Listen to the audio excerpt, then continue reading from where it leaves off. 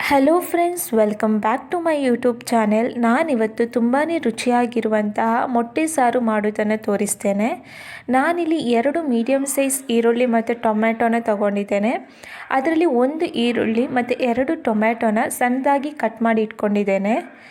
ಮತ್ತು ಒಂದು 4ರಿಂದ 5 ಎಸಳು ಬೆಳ್ಳುಳ್ಳಿ ಸಿಪ್ಪೆ ತೆಗೆದಿಟ್ಟಿದ್ದೇನೆ. ಒಂದು ಸ್ವಲ್ಪ ಸಣ್ಣದೊಂದು ಒಣ ಕೊಬ್ಬರಿನ ಕಟ್ ಮಾಡಿ ಇಟ್ಕೊಂಡಿದ್ದೇನೆ. ಒಣ ಕೊಬ್ಬರಿ ಬದಲು ಕಾಯಿ ತುರಿ ಹಾಕಿದ್ರೂ ತುಂಬಾ ಚೆನ್ನಾಗಿರುತ್ತೆ. ಇವಾಗ ಒಗ್ಗರಣೆಗೆ ಏನೇನು ಬೇಕಂತ ಫಟಾಫಟ್ ಅಂತ ಹೇಳ್ತೇನೆ.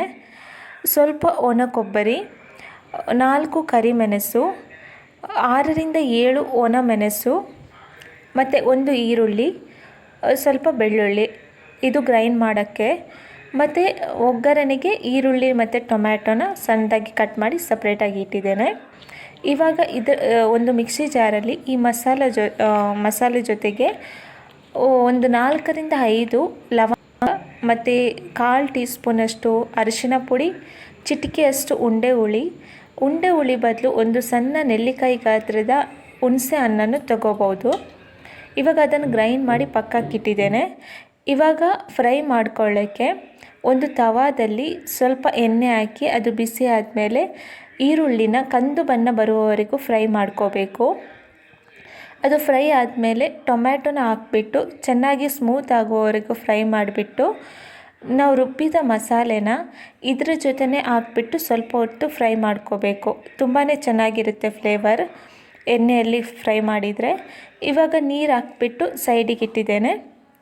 ಇವಾಗ ಮೊಟ್ಟೆಗೆ ಮಸಾಲ ತಾಗಿಸೋಕ್ಕೆ ಇನ್ನೊಂದು ತವಾದಲ್ಲಿ ಸ್ವಲ್ಪ ಎಣ್ಣೆ ಹಾಕಿ ಕರಿಬೇವು, ಅರಿಶಿನ ಪುಡಿ, ಅಚ್ಚ ಖಾರದ ಪುಡಿ, ಉಪ್ಪು ಹಾಕಿ ಚೆನ್ನಾಗಿ ಮಿಕ್ಸ್ ಮಾಡಿಕೊಂಡು ಬೇಯಿಸಿದ ಮೊಟ್ಟೆನ ಕಟ್ ಮಾಡಿ ಈ ಮಸಾಲೆ ಜೊತೆಗೆ ಫ್ರೈ ಮಾಡ್ಕೋಬೇಕು.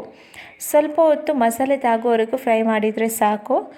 ಇವಾಗ ಆ ರುಬ್ಬಿದ ಮಸಾಲೆನ ಒಂದು ಕುದಿ ಬರುವವರೆಗೂ ಬೇಯಿಸ್ಬಿಟ್ಟು ಈ ಮಸಾಲೆ ತಾಗಿಸೋ ಮೊಟ್ಟೆನ ಅದಕ್ಕೆ ಹಾಕ್ಕೊಂಡು ರುಚಿಗೆ ತಕ್ಕಷ್ಟು ಉಪ್ಪು ಹಾಕಿ ಸ್ಟವ್ ಆಫ್ ಮಾಡಬೇಕು. ತುಂಬಾ ರುಚಿಯಾದಂತಹ ಮೊಟ್ಟೆ ಸಾರು ರೆಡಿ ಆಗುತ್ತೆ. ನಾನಿಲ್ಲಿ ಕುದಿ ಬರುವಾಗಲೇ ಜೀರಿಗೆ ಪುಡಿ ಮತ್ತು ಕೊತ್ತಂಬರಿ ಪುಡಿ ಮಿಕ್ಸ್ ಮಾಡಿದ ಜೀರಿಗೆ ಪುಡಿ ಮತ್ತು ಕೊತ್ತಂಬರಿ ಪುಡಿನ ಹಾಕಿದ್ದೇನೆ.